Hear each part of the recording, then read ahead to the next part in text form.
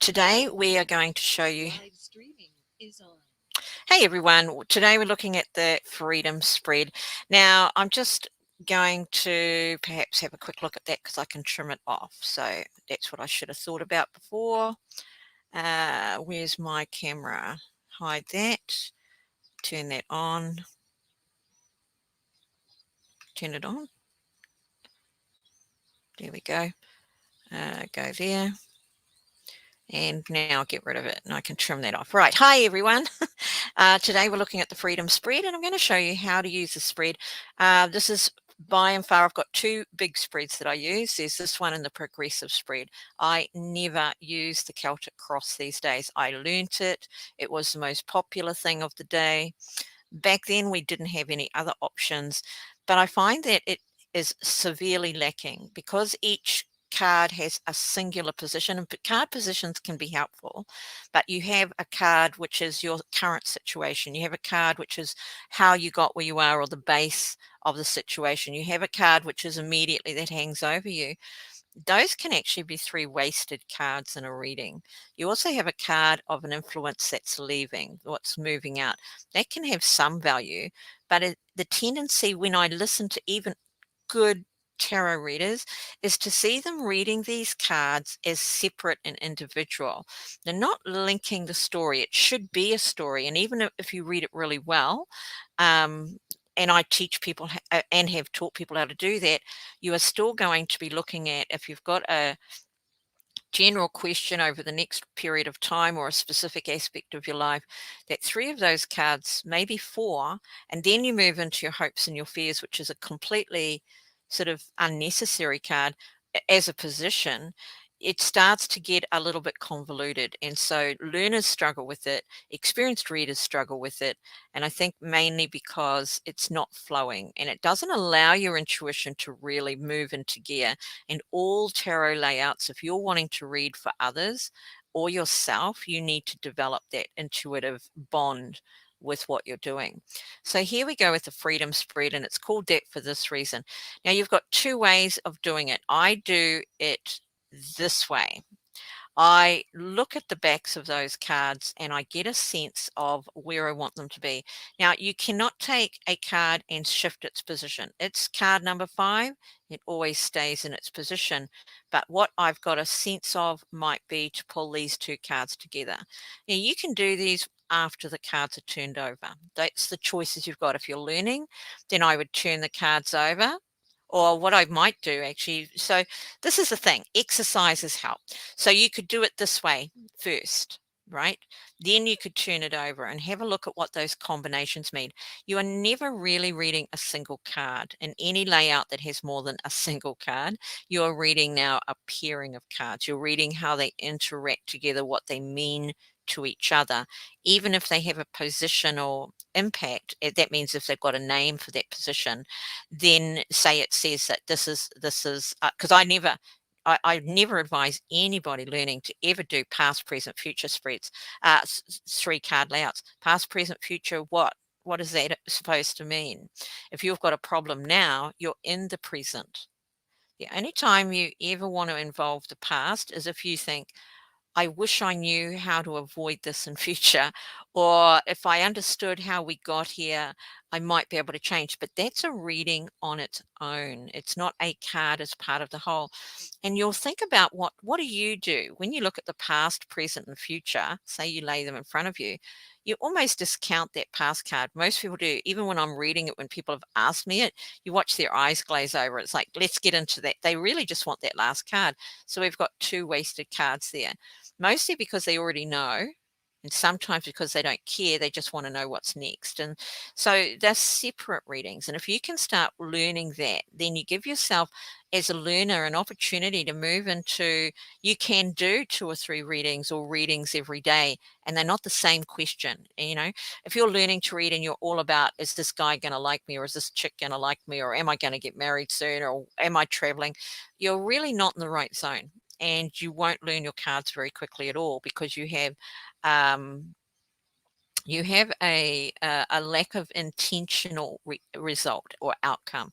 That is to say, if you're going to travel and you want to travel and you can't because you've got no money, and you know that today, you know there's only one thing you need to do, right? And that's to start saving the money. Right. So anyway, let's move on.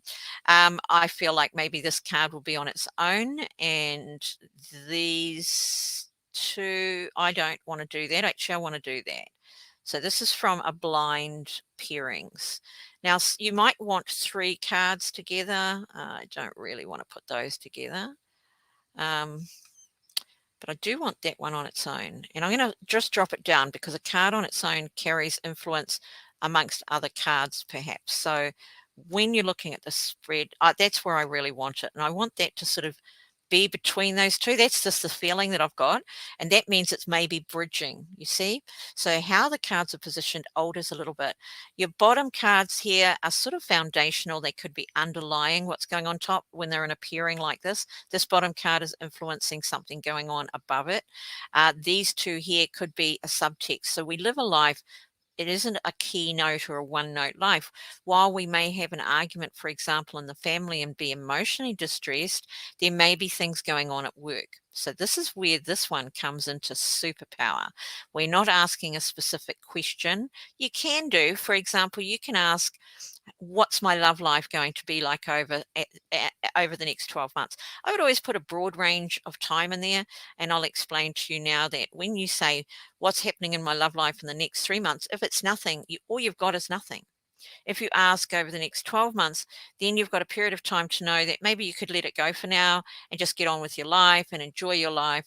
And if you're young, trust me, you're not falling in love every year, and you're not falling in love and getting married more than once every few years for the average person. And so it's a logical consequence that you're looking for. When you're asking for commitment, you're not asking about having a relationship. When you're asking about having a relationship, you're not asking about a marriage. So these are really big things to get your mind separating out. If you get, for example, a query and you're asking about when you get married, I get that as much as I get when am I going to have love. A person can fall in and out of love in their mind and in their heart a number of times. So it's irrelevant if they say, well, when I fell in love with my husband or my wife, it was the biggest love I ever had, and it showed me that the others weren't really there. That doesn't mean that they weren't there at the time. So we have these levels of development within our emotional structure. So when we turn these cards over, we have a look now, and I don't really want the distraction of the whole thing at the start. So I go through it, then I look at the whole thing as an overall pattern, and then I can read the story. If you're going to ask about love or career over a year, then you're going to read them like reading a story from left to right. So you're progressing through the year, and you can see where it's not going to be March or April, but you can say if these two cards might be earlier in the year. We're not doing that exactly today. I'm showing you these two different styles. So with a freedom spread, if you ask about a single aspect of your life, you can read it like a little story or a chapter. Or if you've got a very complicated thing going on, you can ask about that thing. Only if it's complicated, say you've got a court case, you've got custody, a divorce, those kind of things are complicated, then these are a great spread, and they show you the influences and the things to watch out for all in a nice little space by what they are. Now we've got 2 major arcanas right at the very beginning, a foundation, and we've got a surface or a superficial thing to look at. So we've got the higher self is asking you to surrender. So you may be resisting. Actually, if you're doing this could be for you if it's relevant, by the way. That's how it works. If you find a video, if you find a recording and you think, oh my gosh, that's what's going on for me, then take it as a reading for you as well as a training session. So the 12 is surrender. So we've got surrender is on the surface. That means somebody could be pushing at you. Life could be pushing at you. You could feel that things have got really hard. Things are going wrong. This, to me, if I read that at the beginning, would be an indicator that things aren't going well. And you could be resisting that. You could be hanging on to something. You could be pushing for something. You could be making yourself accept something. But your higher self is saying, just let it go. Surrender in a regular tarot is the Hanged Man. The Hanged Man makes a willing sacrifice. It's letting go of something. There's an adage for everything, right? So there's that if you let something go and it comes back to you, it was always yours. If it doesn't, it never was. That kind of thing is in play. If you let something go and it's causing you the problem, then of course you let go of the problem at the same time, no matter how difficult that is. And so, for example, if you're hanging on to a person, or if you're hanging on to a job and you're really unhappy with it, it's not just like a month of difficulty or not feeling good. You're really unhappy with it. You go to work thinking, oh, every day I've got to go to this particular job, not a job. If you just don't like working, well, man up or woman up or whatever. But if it's like a period of time, it will pass. But if it's been going on and you get to 3 to 6 months, or if there's a person in your workspace and you're thinking, my life would be okay here if they would just leave, well, you can't bank on that. And so this sort of says surrender to a truth, surrender to a situation, surrender to authenticity. And when you do that, you see things exactly for what they are, but you'll also see that time marches on. And so, how many months are you prepared to be unhappy? How many months are you prepared to bargain for your values or for your happiness? Because truly, once we start bargaining down our values, we take down our happiness at the same time. Everything becomes harder work. People will say relationships are hard work. No, they're not. They have moments here and there. A good relationship might hit a hard spot every few years. They may argue here and there. They may have disagreements, but that's not what they consider hitting a tough spot. That's just life. We have to negotiate in our lives, but negotiation isn't bargaining. See the difference right there. A negotiation holds your values in place, holds what you know to be right in place. A bargaining is a dropping of your standards. So I'm going to look at these two next because they're closer. So I'd say their influence will come into play a little bit before those. You see how that works? We've got optimism and we've got the Two of Diamonds. This to me as a combination shows that a person may not be looking. Again, we've got this interesting thing. Maybe you're not looking at the actual situation. This is playing one person off against another, making comparisons, possibly not paying enough attention to one side of your life and too much to the other. Now, the optimism card here can represent you thinking or avoiding, which the Two of Diamonds is notorious for. That's the Two of Pentacles in the tarot. It's notorious for not looking at their role that they're playing. They're the pivotal, or you're the pivotal person in the situation. If you're not paying attention to your partner and you're spending too much time with friends and that partner complains to you, you're juggling things. You could be burning you could be juggling between studying and getting a degree and having a good time, or having a partnership, a romance. And you might think to yourself, it's all right, I'll have time. It's all right, I'll work it out later. It's all right. But these are calling you to address it right now, because these are going to become a foundational issue here. You see how that works? A foundational issue here. So as you look at that and you think, okay, what am I juggling? You probably know if it's already in your life, but there's only a tiny gap between the beginning of this and the next stage. So if you already have a problem in play, this is likely to reflect it. If you don't yet, it's not far off. I would put that, if I was looking at any kind of time frames, and I'm not, it's a demonstration. But if I was, I would look at that. If the timing of the reading that you're looking for is a year, I would look at that being anything in the next 2 to 3, 4, 5 weeks max. Okay, to make that a year. If you're looking at a month, you're crunching things down. This has to be within the next week. Okay, there's that understanding that there's something that the querent is doing, because you're laying cards for the querent, that is adjusting or making them not see the import of where they are right now. So burning your candle at two ends, having more than one person in your life. You could be attracted to somebody at work while you're in a relationship, and you might be enjoying that attraction. And while that's not exactly a crime, this could bring problems into your life if you start making that more personal, if you start messaging, if you start friending them in different zones and places that they just don't need to be. Then what you're doing is you're bringing them into your life and into your relationship. So this could be anything, but that's just a description of how that can pan out in career or romance, or study even. And two, if you've got a friend or you've got a relationship, a genuine friend or relationship, you need to balance those things out. That friend needs to be included in the relationship, and the relationship partner needs to be included in the friendship. You saying there's nothing wrong doesn't cut it. Your optimism, it's not my problem, doesn't cut it. So it'll be okay doesn't cut it. You need to address the problem. And that's what you're being told early on.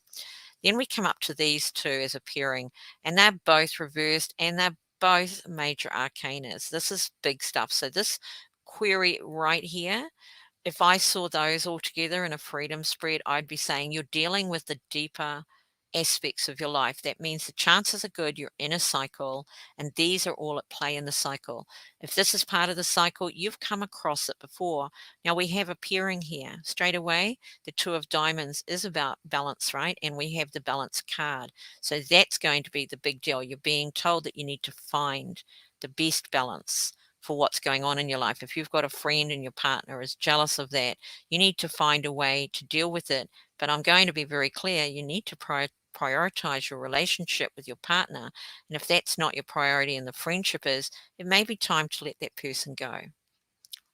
Very heavy words, because this is a big concept.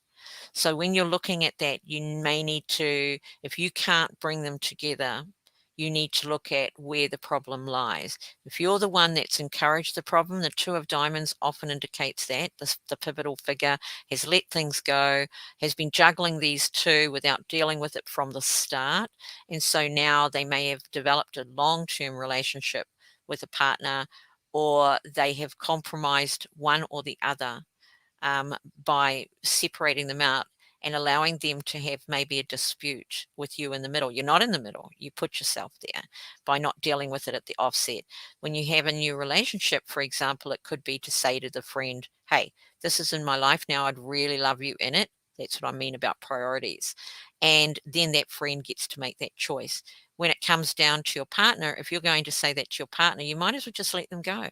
That's that surrender to what it is. That means that that person may be jealous. It might be that they do struggle with you having outside friendships. They could be a narcissist trying to knuckle you down into their world.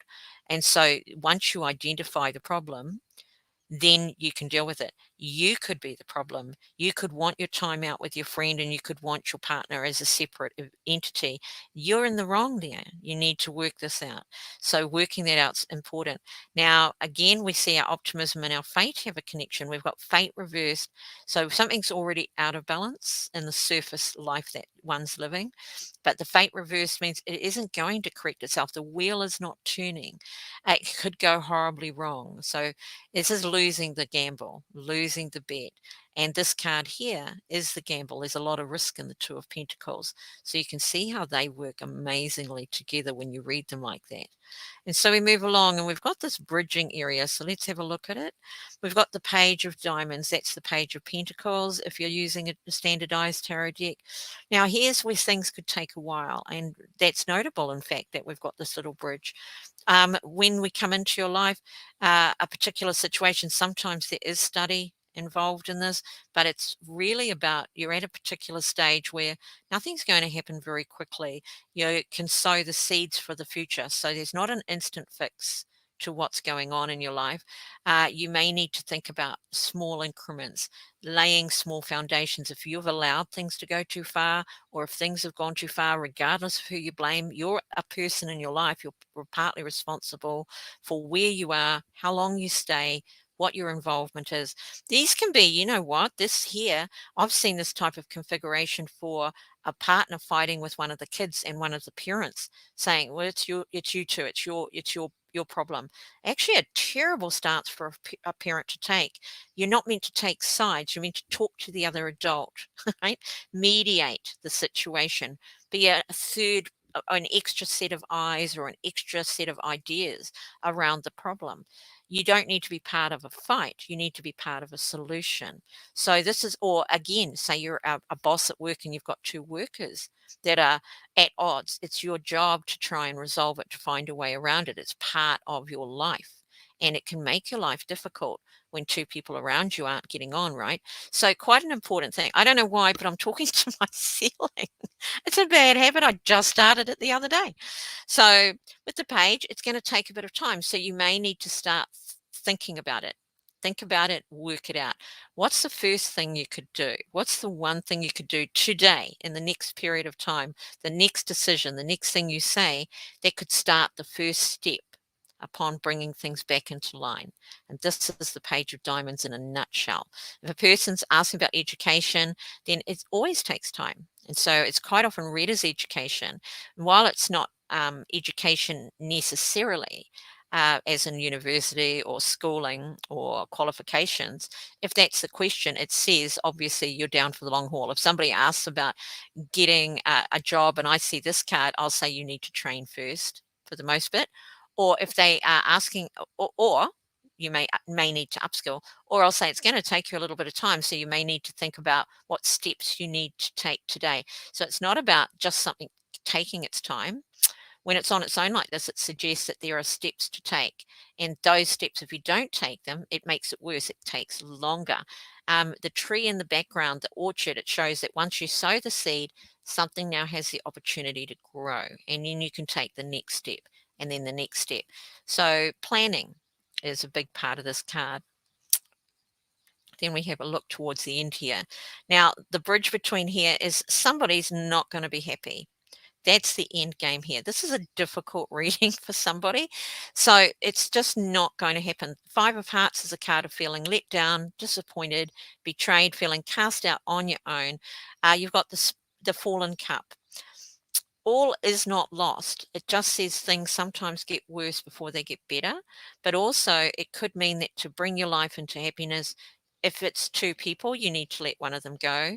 If it's a job and the future, you may just have to think, right, well, there's nothing I can do. I wanted it to work. The disappointment is in it not going, in the surrender card, really, in it not going where you wanted it to go, and knowing that you have to move on. Can be difficult. But it's paired with the Two of Spades, which is the Two of Swords. So we've got the Five of Cups and the Two of Swords. Two of Swords is refusing to look. So now we're starting to see a pattern in here, right?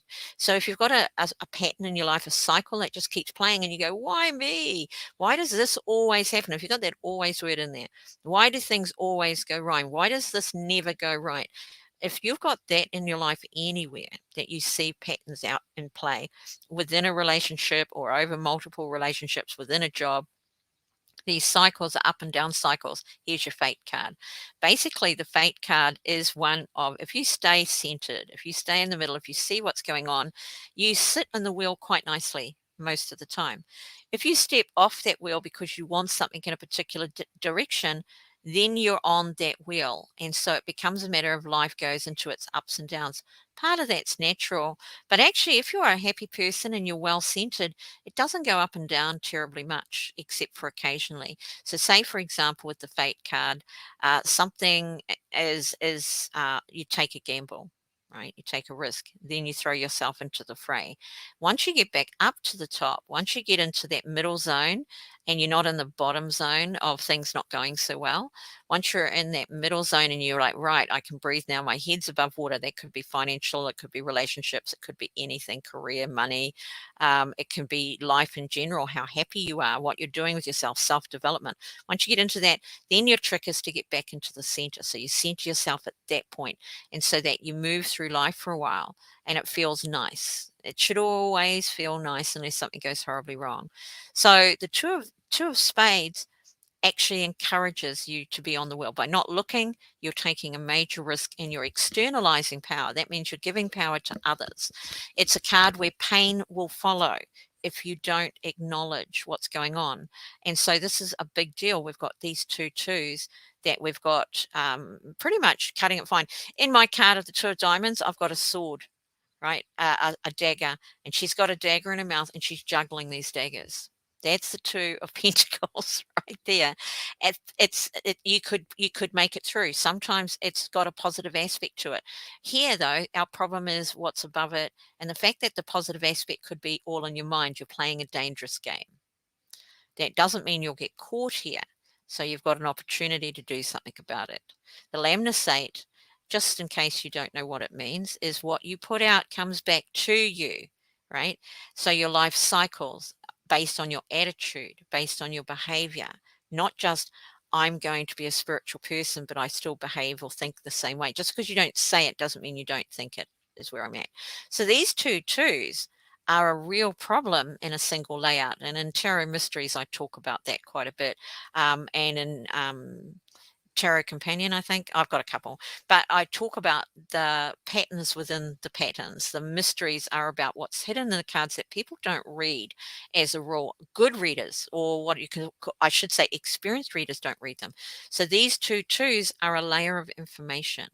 There are other layers. There are complicated patternings through 1, 2, 3, 4 cards. These complicated patternings means you are probably feeling things are complicated at the moment. I'm not doing any intuitive reading because I'm not reading a person. This is what you can get just out of reading your cards. When you read the images, you see the patterns and you understand your layout. If you understand your cards, even better. But if you just picture read these, and I give you a challenge, do it. Make it the exercise. So when you're learning tarot, the biggest mistake a person makes is to learn the cards and read the meanings. Try it first and then have a look and see how you did. One, it takes the pressure off the intuition. You can't intuit and learn by rote. So the second thing is they never look at the patterns. And I mean never look at the patterns. So the patterns here, we say this is like a recycling thing for you, because actually we ended up with 5 of the cards that were major arcana. So this says this is really deep for you. There is a belief you've got, which I would go on to say, there's a belief you've got, there's a structure within your life that could be patterned by your parents and the way that they lived their life, or it could be something that's developed between your life experiences being hurt over a lifetime, or just maybe not learning until now, because that depends on age, right? If you're in your 20s, this is the time you learn this stuff. You learn it well in your late teens, or you learn it well in your 20s to go on and live a happy life in your 30s, 40s, 50s, 60s. You understand, right? If you get to your 40s and your 50s and you haven't learned about your own patterns and your own input into your own life, then you could get to 40, 50, 60 before you do. Then you'll get happy. Do you understand? And then once you do, you're thinking, I wish I'd done this years ago. How often have I heard that? Oh my gosh, so often. So get in and learn while you're still young and have many years to appreciate and live the learning, what you've learned, the life that it affords you to live.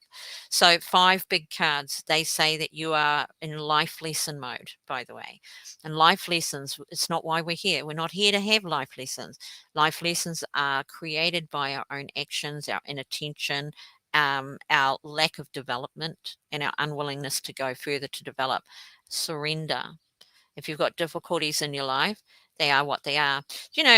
Some years back, I had advised a woman who was in financial struggle. Her marriage had broken up. She had the 2 kids. She had a bit of support from her partner financially, but it wasn't doing it for her. She was trying to stay in her house and she was paying off a car. So he let her take the house. They didn't have a lot of equity in it, but it came with a big mortgage, which was 2 incomes, is now 1. Now, the key here would have been, if I'd spoken to her beforehand, I would have said, let the house go and then it can be sold. The bank's paid out. You go into a renter. But her mind, even when I was speaking to her later and she was struggling, was, but if I lose the house, I'll never get another one. And I said, but the way you're going, you'll probably lose the house and then never have good credit. And even if you hold it, you can't afford to go on holidays with the kids. You can't afford them to go to school markets. You can't afford to do things that are really nice with your family.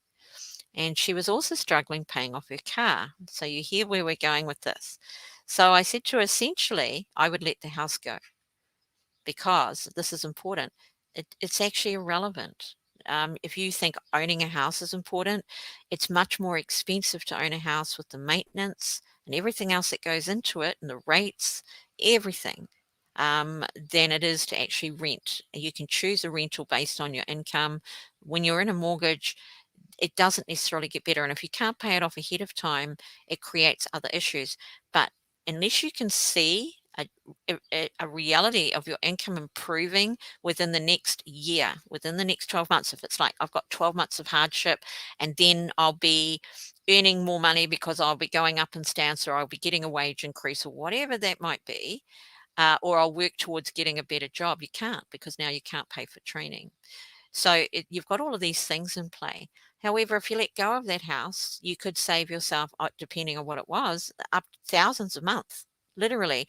Now, you might say, oh, well, I've got to pay that into a rental, but say your house was a mortgage of, say, just rough round figures. Say your mortgage, and I know this is extremely low, was say $400 a month. That just gives us easy figures, right?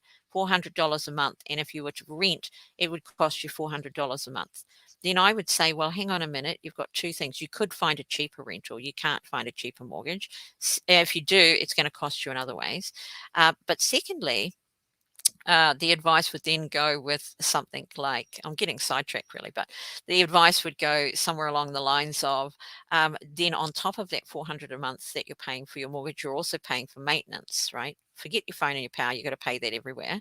So you've got to pay for maintenance, and this is not cheap, and it's ongoing. We don't just not pay for maintenance in our house. An air conditioner could break down. I don't know if you have furnaces or whatever, something structural could break down. If it's not structural, you probably have to pay for it in a rental. But then there's rates, which is what you pay to your council every year. Then there is insurance. Now, you can have contents insurance for your rental, but you won't have to have property insurance on top of that. So there's a lot of things start to stack up. Now we move back to that car. The car was a lot cheaper. There was a lot less in it. So she could sell that car and maybe have that little bit more money or a lot more money for the house and the mortgage. And then she could then buy a cheaper car for cash. Instead of going for something flash, she could go and get a cheaper secondhand car for cash. If she couldn't afford that, she could simply downsize and reduce her outgoings. So the fastest way to deal with financial problems is to reduce outgoings. If you're on the bottom line, you need to increase your ability to earn, and so on. So these are the sort of big concepts that we're looking at when you've got 5 major arcana. We're not going to be talking about situations. We're going to be talking about your tendencies, what happens when you're in them. So that whole advice was because this card of surrender over here. Now, they've got the 10th card, and I've put it on as it's sort of like a cornerstone. Now here it's a very clear message. The Jack of Diamonds is your Knight of Pentacles. This is a card of constant, consistent toil. You see, we end up with 2 pentacles. So here's a secondary layer. We can't start there, but we can certainly, if we get this one in play, we can move into this constant, steady progress. So we're not expecting a miracle overnight. That's not going to happen. Things could go, get more difficult. Now, this isn't worse. It's difficult. So like I said about that lady, if she sold the house, then she's changed something big in her life, and she may not be happy about that. But there's a point where you have to look at it was the only thing to do or the right thing to do so that you could have a good life, not just a house or a car. So we move into that zone, and solid hard work takes you to the next step. It takes you into the next phase. And so you can put this phase to bed, either for now, if it's not a permanent phase, or for good, if it's a recycling phase. If you go into money problems regularly, you've got a whole pile of information here that shows you what to deal with. If you regularly cycle in a relationship the same problem again and again, something's not being dealt with. If you have a lot of relationships, and when I say a lot, if you're cycling relationships that don't seem to get past 2 years, they start to lose their flavor by then, and then they get actively angry, you're in a cycle. You're not picking the wrong man, you are picking men, full stop, or women, full stop, that are not a match for you. If you are looking at the biggest relationship turnover is 3 to 5 years, by the way. That's when most of them break down. Not some of them, most of them. Once they get past that, then they move into a different zone, and they're more likely to last over 10 years to 15 years. And then the actual breakdowns, the longer a relationship is together, isn't about holding in there. You don't get happy for holding in there. What it is that they are happy and they're moving and developing into their relationship. And so they get to a point where it's very unlikely that that relationship will break down before one of them dies. And that's the sort of relationship just about everybody asks for at some point in their life, but very few are equipped to do or create. They will often go for the sex, or they'll go for the lust, or they'll go for the I feel good moment. And that's the cycle. They're trading away a long-term value, and they don't develop into that because they're always looking for it when they don't have it. Just so as we get that, we know when a person's single, they're often ask about relationships. And if that's you, then note that you're doing that. If you're always looking for that, then you're not equipped yet to create that longevity of a relationship that will last a lifetime. You are looking for a person to make you happy or to make you feel good. And then you'll say, I feel good, therefore I'm happy. You're in trouble right there. Now, another thing I like to do with this deck, which I usually draw from the start, is one card, which is a card that I always say, this is a message from your higher self to you, from you to you. And so when we draw this card, I usually pop it over the right. Often I've drawn it right at the beginning. If you're drawing for yourself and you're trying to read through this, I would leave it till the end so it doesn't influence anything else because it's not meant to. Oh, done something wrong there.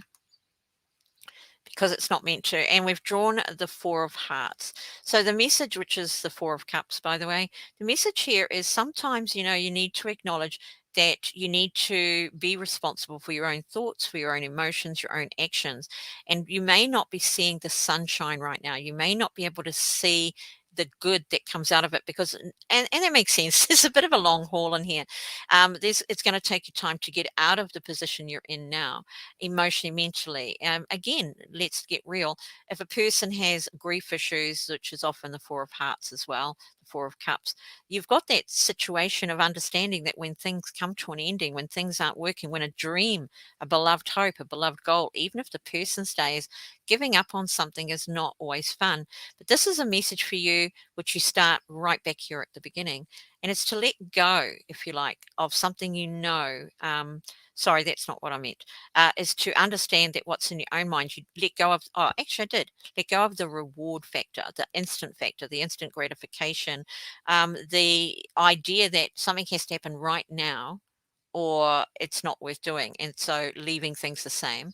If you've got a belief pattern, it could be that it's time to get rid of that because it's isolating you, it's setting you apart from your dreams and your goals.